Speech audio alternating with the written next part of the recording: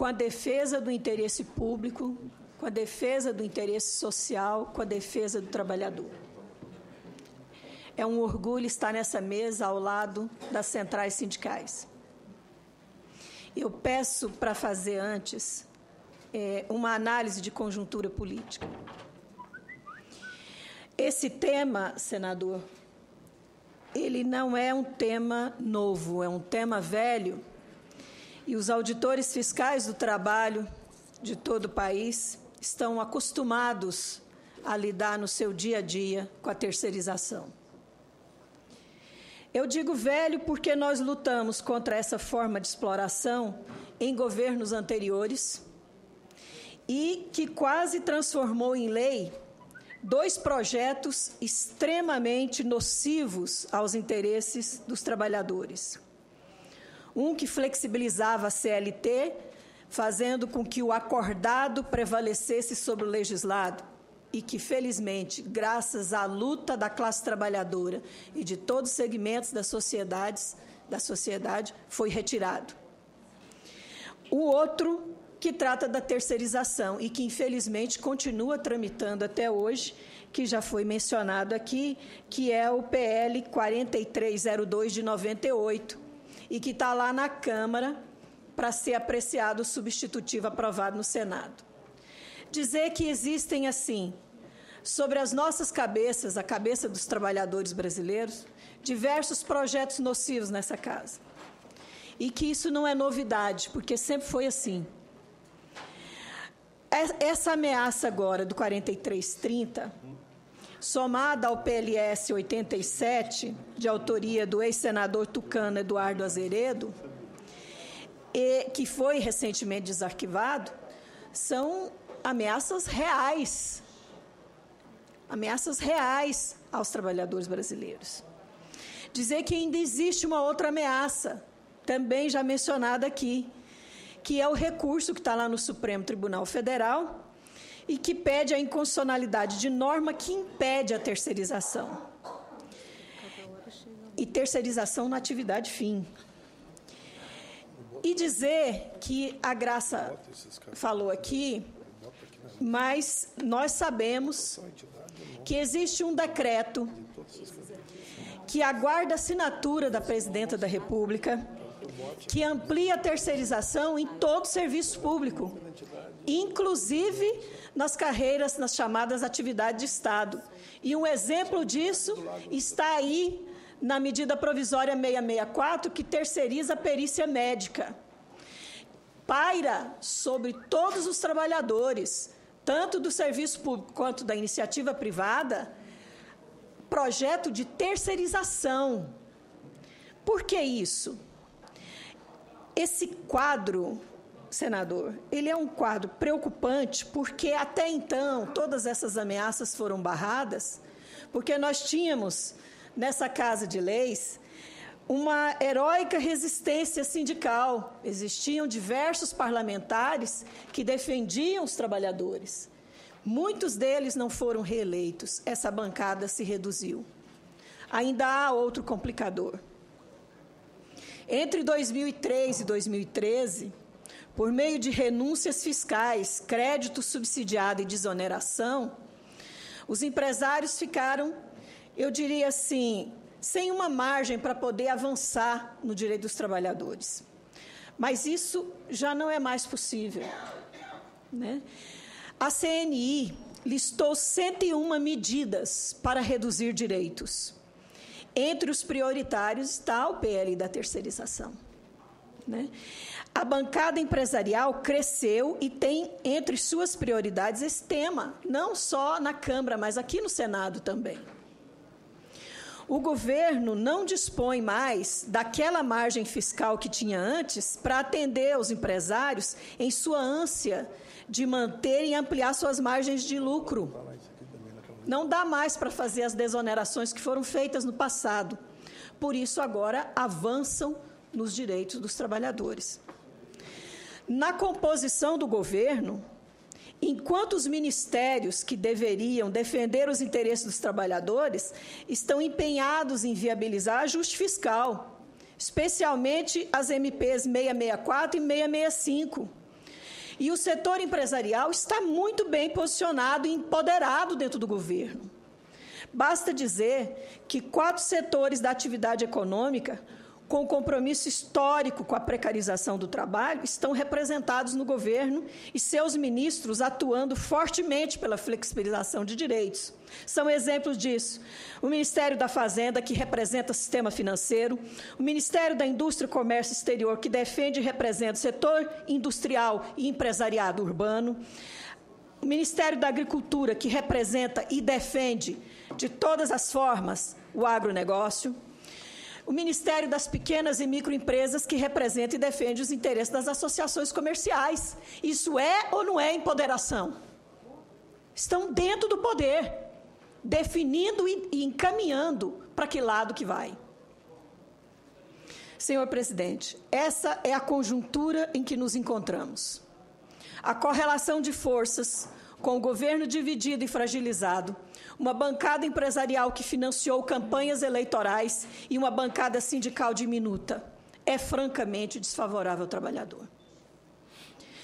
No atual governo, a julgar pela situação em que se encontra a presidenta Dilma, com baixa popularidade, sem condições de atender ao setor empresarial com benefícios fiscais, há dúvida se terá forças para barrar ou mesmo vetar esse projeto de desmonte do direito do trabalho.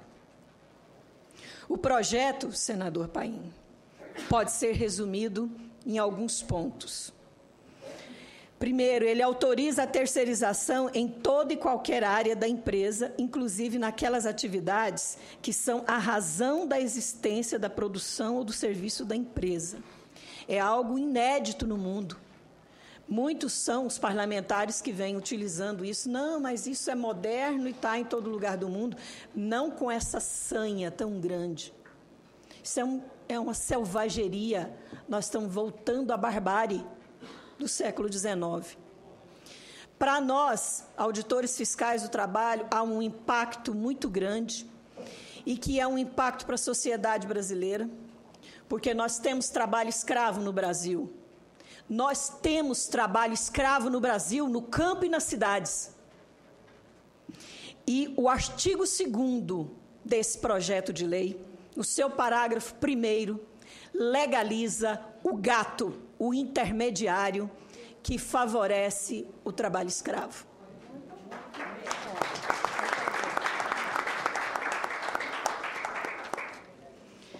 Ele adota a responsabilidade subsidiária e não solidária do contratante, deixando o trabalhador terceirizado com seus direitos a descoberto. Vocês podem dizer assim, e eu vi a Graça aqui dando uma explicação para os trabalhadores terceirizados. Olha, existem aí 12 milhões de trabalhadores terceirizados. Ninguém é contra o trabalhador terceirizado. Ao contrário, estamos a favor do trabalhador terceirizado, porque ele tem, hoje, as proteções que a lei permite para todos os demais. Só que, como não é permitido no Brasil terceirização na atividade fim, é possível ele reclamar na justiça, ele ir a todos os órgãos de proteção. Ele tem saída, ele tem uma forma de se opor. Com a aprovação disso aqui, será a legalização do absurdo, a legalização da barbárie. Forma de acessão a um cargo também que vai sair dessa barbárie da Sim. Sim. Ele retira também, de modo ilegal e institucional, a fiscalização e a vigilância, que é papel do Estado, e entrega para o empresário. Olha, pensa bem, o contratante, ele é só subsidiariamente responsável. Está lá no artigo 15, subsidiariamente responsável. Mas ele pode até mudar de polo, ele pode passar a ser solidariamente responsável se ele não fiscalizar as suas contratadas. De que forma que vai ser provado isso? Quer dizer, ele diz assim, aqui, ó, eu mandei uma carta para as contratadas falando que elas devem pagar o salário dos empregados em dia. Pronto, prova na justiça que ele Ele cumpriu, ele fiscalizou, cumpriu a parte dele. Ora, gente, isso é um absurdo, absurdo. Eu tenho mais aqui para dizer, mas eu quero passar para vocês algumas outras preocupações. Existe todo um sistema legal de proteção à saúde e segurança dos trabalhadores. Nós temos o SESMIT, que a empresa tem que contratar conforme o número de trabalhadores, médicos do trabalho, engenheiro de segurança, técnico de segurança, conforme o número de empregados e conforme o risco do empreendimento.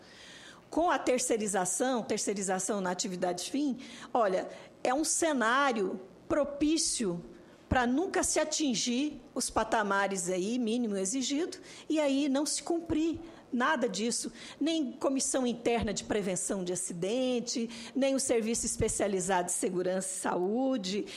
E aí vem aquilo que é o sonho hoje de muitos empresários, é não ter que cumprir as normas reguladoras de segurança e saúde no trabalho.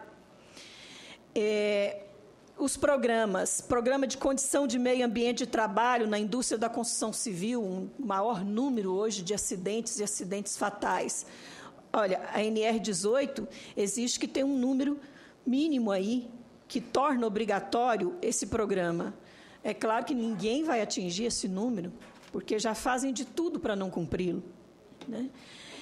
E eu quero contar uma experiência que os meus colegas estão realizando, um grupo, uma equipe de 30 auditores fiscais do trabalho, realizaram recentemente uma grande auditoria, uma grande fiscalização numa empresa que faz o serviço terceirizado de telemarketing, conhecida como Contax, em 7 estados da federação. Ela serve, é o serviço de telemarketing que serve aos bancos Bradesco, Itaú, Santander, Citibank. Serve a 3 telefônicas, Oi, Vivo e NET. Ela tem 185 mil trabalhadores. Os meus colegas atuaram nos estados de Pernambuco, Minas Gerais, Ceará, Bahia, Rio de Janeiro, São Paulo e Rio Grande do Sul. Lavraram mais de 800 autos de infração. Constataram, fizeram a interdição do site de Santo Amaro, em Recife, com 14 mil trabalhadores, o maior site da Contax. Tá?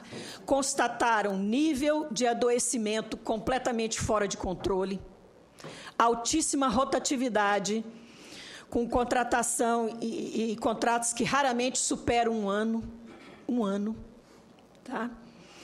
10% de demissão por justa causa,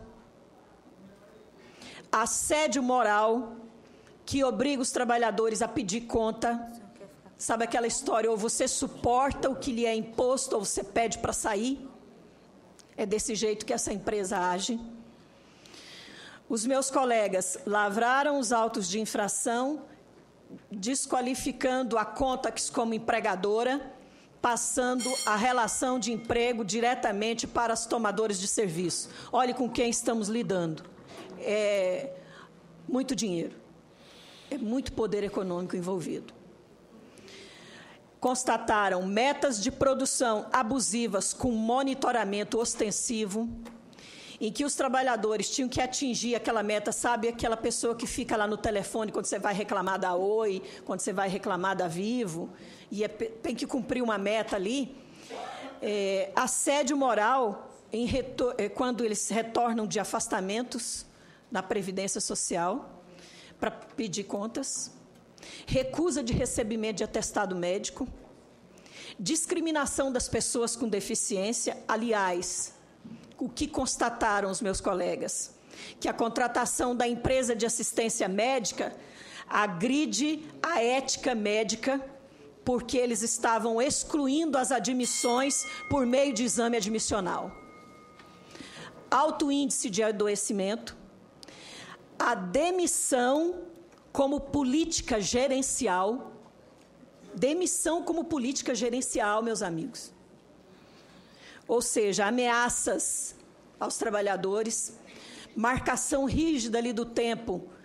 Você escolhe se você faz xixi ou se você toma água, porque o registro feito ali, online, significa que ele está sob pressão o tempo inteiro. Isso aqui é só um exemplo de uma fiscalização que está sendo feita. Os auditores fiscais do trabalho em todo o país reputam a terceirização como uma das formas mais precarizantes que nós já assistimos ao longo da inspeção do trabalho no Brasil.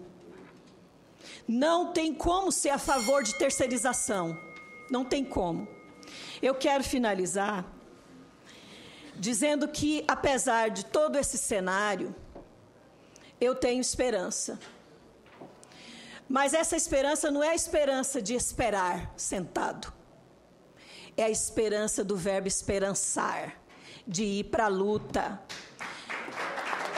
Nós temos que engrossar a paralisação no dia 15 de abril. Todos nós, servidores públicos, trabalhadores da iniciativa privada, a sociedade civil, seus diversos segmentos, preocupados com o futuro do Brasil, com o futuro do trabalho, com o futuro das novas gerações que virão. Nós não podemos permitir retrocesso ao século XIX, à barbárie do século XIX, que é isso que está sendo implantado com esse PL 4330. Dizer para vocês que é muito importante a nossa união de forças. Todos nós temos entre nós divergências, mas não é possível que as nossas divergências superem o interesse tão grande que está aqui aos nossos pés. Temos que pegar esse interesse que está nos nossos pés e colocar nas nossas cabeças e ir para a luta juntos, sempre. Muito obrigada. Muito bem, Rosa Maria do Campo Jorge, que falou pelo SINAIT, presidente do Sindicato Nacional dos Auditores Fiscais do Trabalho, que deu um testemunho, inclusive, da equipe de fiscais, que marca bem esse momento que estamos passando. De imediato, para falar pelos servidores públicos, vamos passar a palavra para o João Domingos Gomes dos Santos, presidente da CSPB. E o último, para encerrar, vai ser o Arthur Bueno do Camargo, da CNTA. Bem, boa tarde a todas e a todos.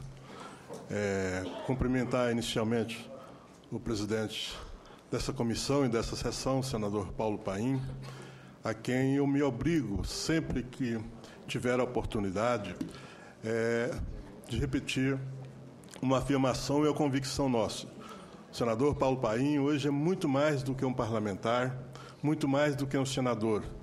Hoje, o senador Paulo Paim significa para nós uma espécie de instituição de defesa dos trabalhadores.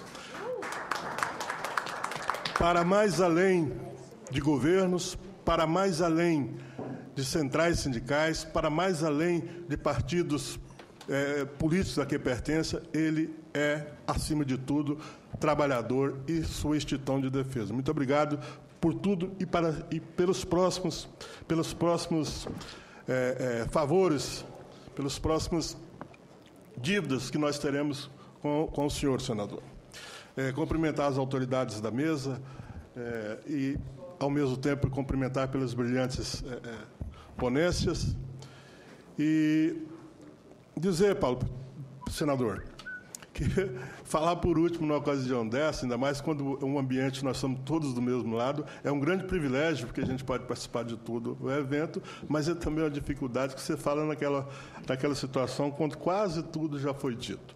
Então, eu vou me permitir fazer exatamente como me foi recomendado, de fazer uma abordagem em duas dimensões muito distintas, que são distintas, mas são harmônicas e coerentes.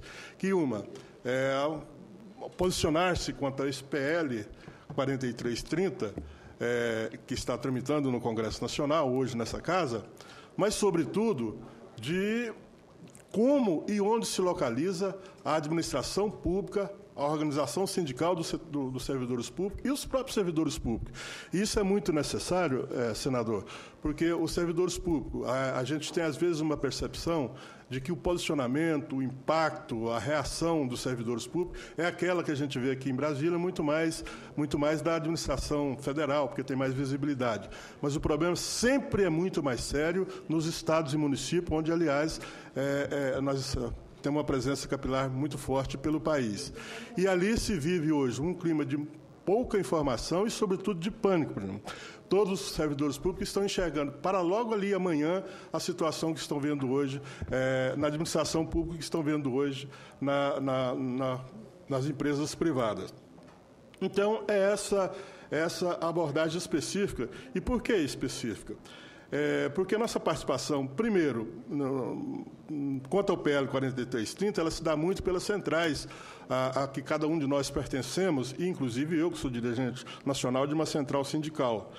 Mas a questão maior é que o servidor público já esteve nesse PL, saiu desse PL e vai voltar esse PL. Daí a importância da gente fazer aqui esse posicionamento, que, ao mesmo tempo que é um posicionamento de defesa solidária, de solidariedade de classe dos servidores públicos para com os trabalhadores das empresas privadas, é, ao mesmo tempo, e também, e talvez, sobretudo, o meu posicionamento aqui em particular, uma defesa preventiva para o debate específico que necessariamente virá quanto à discussão de terceirização no setor público. Para se ter uma ideia, senador, em 2012 foi quem definiu de que forma participaria, a administração pública participaria da questão da discussão da terceirização. E por que nós ali estamos fora hoje? Porque hoje, no setor privado, a discussão é muito mais numa temática de regulamentação da terceirização. É mais ou menos trabalhar para que a terceirização não venha, primeiro, que ela não se dê na atividade fim, segundo, para que ela não seja mais um instrumento de precarização, mais um instrumento que pode levar até mesmo a um estado futuro de escravagismo. Eu chamo a atenção, inclusive, para isso, porque a precarização, a terceirização da forma que está posta, ela é um retrocesso secular em relação à nossa própria legislação e milenar em relação à histórica.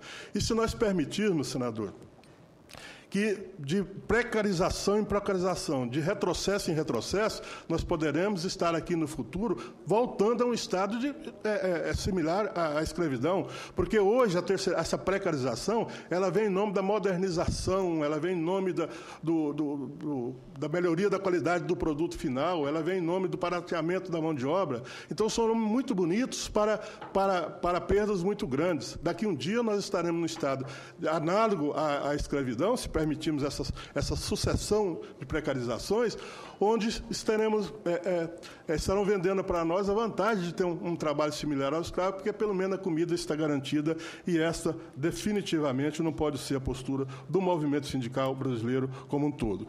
Então, sabendo que essa mesma avalanche que hoje tenta atropelar o setor privado necessariamente viria para o serviço público, é que nós aqui estamos nos postulando que no setor público a posicionamento é frontalmente contra todas as formas de privatização do setor público, não apenas da terceirização.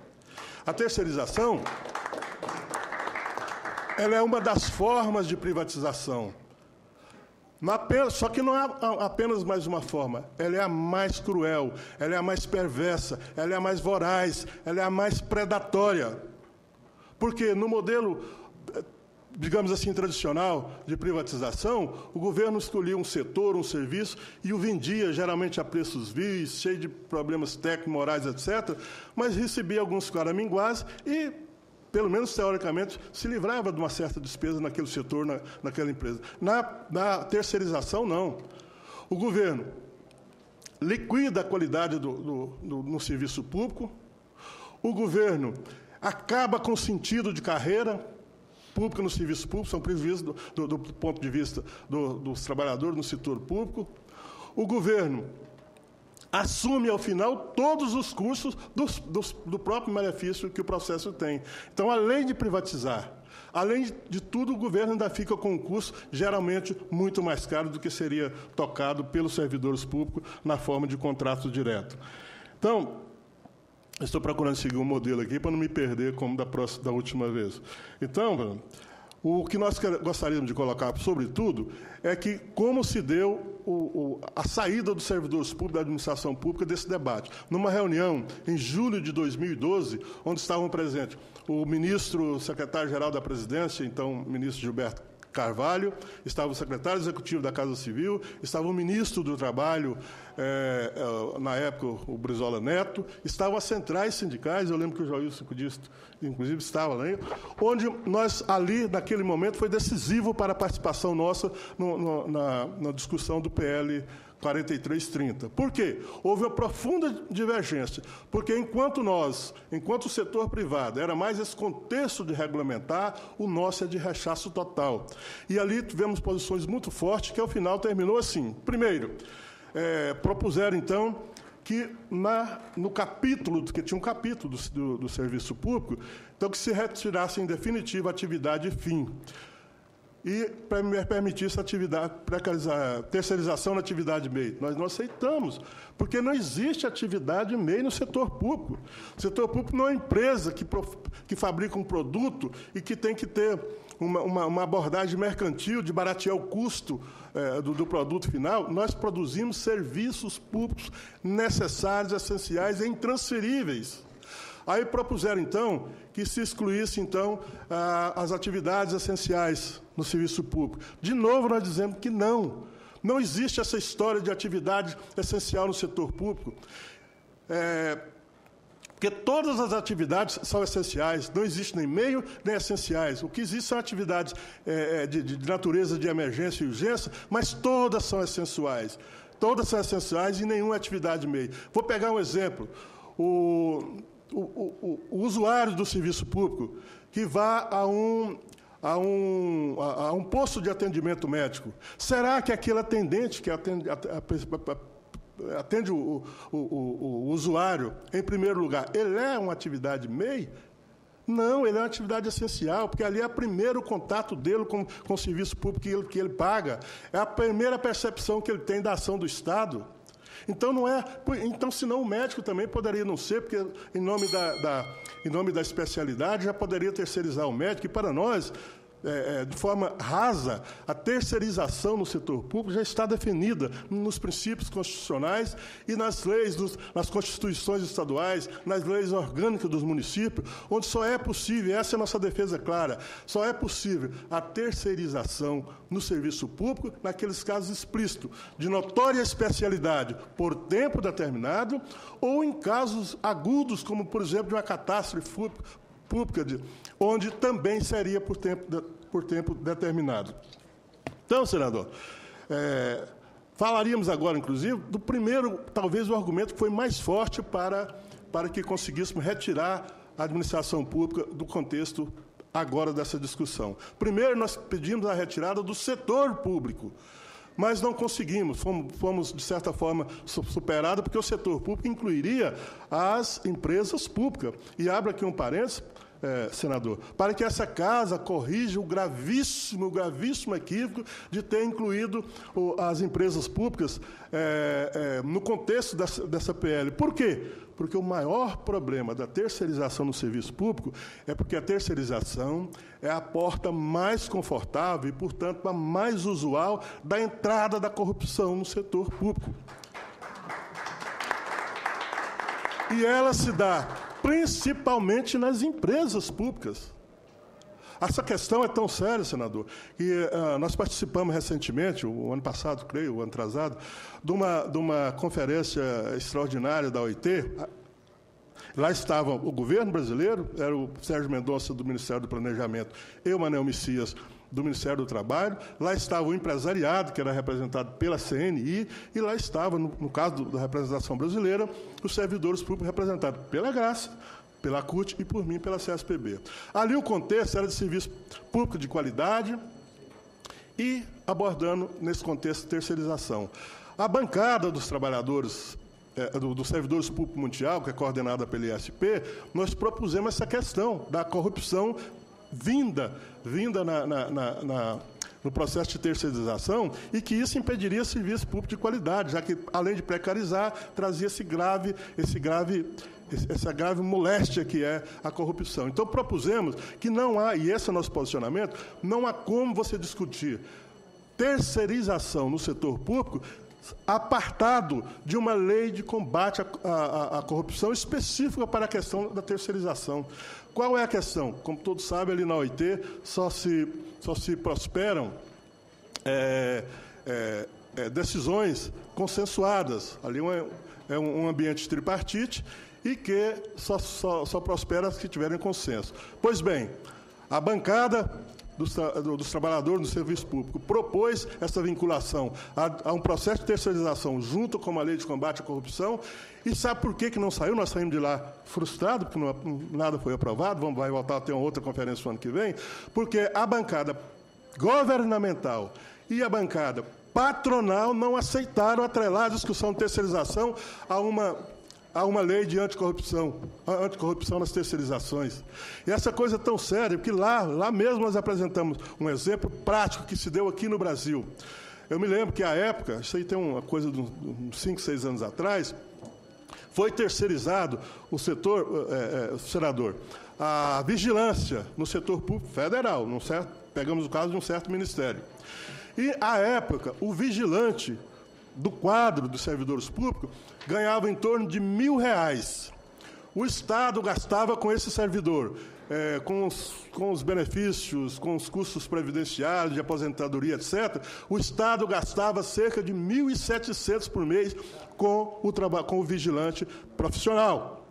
Pois bem, terceirizou-se. O vigilante passou a ganhar R$600, que era o salário era 400 e pouco, era um salário e meio. Passou a ganhar R$600 e o custo para o Estado, que era de cerca de R$1.700 por mês, saltou para R$4.500 por mês. Onde é que está essa diferença? Na corrupção. Por isso que nós temos essa grave defesa, essa firme, forte e grave defesa de que não há como discutir terceirização no serviço público apartado de uma lei de combate à corrupção. E assim, senador, procurando atender aqui a proposta de ficar dentro do tampa, nós queremos aqui antecipar nessa casa o nosso posicionamento. Primeiro, em relação ao PL 430, onde nós atuamos fortemente via nossas centrais sindicais, que ele é, primeiro, de rechaço total a toda e qualquer forma que permita a terceirização generalizada, especificamente na atividade fim. Rechaço total. Segundo, de apoiamento àquelas emendas que foram consensuadas pelas centrais sindicais, que procuram, repita-se, todas as centrais sindicais, que procuram amenizar as atividades, sobretudo já terceirizadas. Nós temos uma realidade que nós não podemos fechar os olhos, que existe mais de 10 milhões de trabalhadores. Hoje você falou que em 12 milhões e 700 trabalhadores já terceirizados em situação extremamente precária. Então, o nosso posicionamento é de rechaço à terceirização na atividade fim, de apoiamento às emendas que, de alguma forma ou de outra, procuram amenizar. E, para o setor público, portanto, repetimos, não fugimos do debate porque ele será necessário e fazemos um alerta. Graça e todos aqui presentes, aqueles que são ligados ao sindicalismo no setor público. Essa foi parte do acordo que, resolvida a questão do setor privado, nós iríamos discutir a questão da terceirização no setor público. Só que essa é a conclamação. Nós fugimos desse ambiente de regulamentação e vamos para um ambiente de rechaço à terceirização. Por que nós não discutimos terceirização aqui nesse projeto? Porque terceirização é uma forma de privatização e nós somos contra todas as formas de terceirização. De privatização. Aceitar discutir regulamentação da terceirização é aceitar a privatização. Portanto, senador, esse é o posicionamento da Confederação dos Servidores Públicos, que preventivamente, já lhe disse, na Câmara, não leva mais que um minuto para terminar, na Câmara nós passamos mais de um ano rebatendo emendas que, com muita através de muita boa-fé dos parlamentares, queriam incluir medidas protetoras do setor público contra a terceirização. Nós dissemos, nós não queremos emenda nenhuma. Foi um trabalho muito grande retirar a administração pública desse debate. E queríamos pedir, finalmente, ao senhor que, mais uma vez, seja essa barreira intransponível de defesa dos trabalhadores em geral e, em particular, dos servidores públicos, nessa questão da terceirização, evitando toda e qualquer emenda que volte a tentar, e é impossível impedir isso, que tente incluir servidores públicos, administração pública, nesse contexto da PL 4330. Muito obrigado. Bem. João Domingos, presidente da CSPB, que deixou muito claro, como as outras centrais, a sua posição quanto ao tema, repudiando. De imediato, passo a palavra ao presidente da CNTA, o líder Arthur Bueno de Camargo. Obrigado, senador. Obrigado, senador. Quero cumprimentar aqui todos os líderes sindicais, companheiros, companheiras. Em nome do senador Paulo Paim, eu quero cumprimentar todos os componentes da mesa. E agradecer, senador, por esta oportunidade de fazermos essa discussão para tratar de um assunto tão importante que é a questão realmente das condições dos trabalhadores.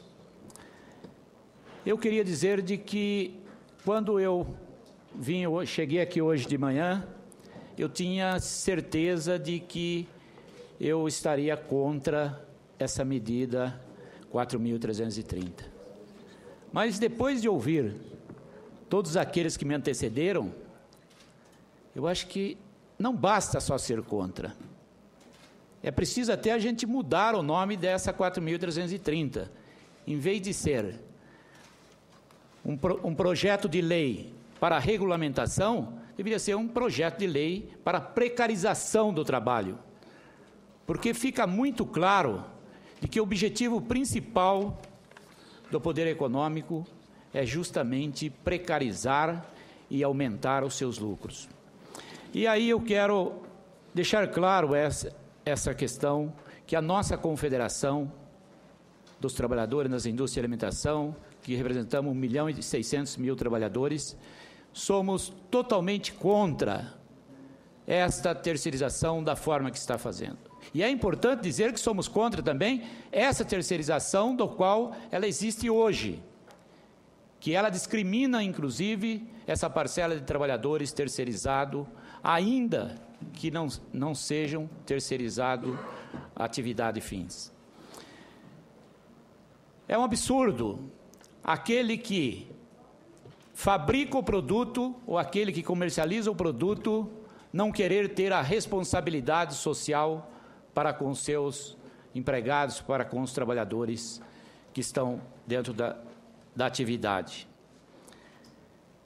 Nós poderíamos, inclusive, citar aqui um exemplo. Nós, enquanto representantes dos trabalhadores, temos utilizado muito, inclusive, um trabalho de conscientização aos consumidores, senador, para que, ao adquirir um produto, ele procure verificar a origem desse produto, a forma que esse produto é produzido. E aí eu acho que nós, do movimento sindical, temos uma arma importante. Começarmos já a trabalhar junto à classe trabalhadora e mostrar de que esses que estão defendendo aqui a terceirização da forma como está, estão querendo precarizar as condições de trabalho.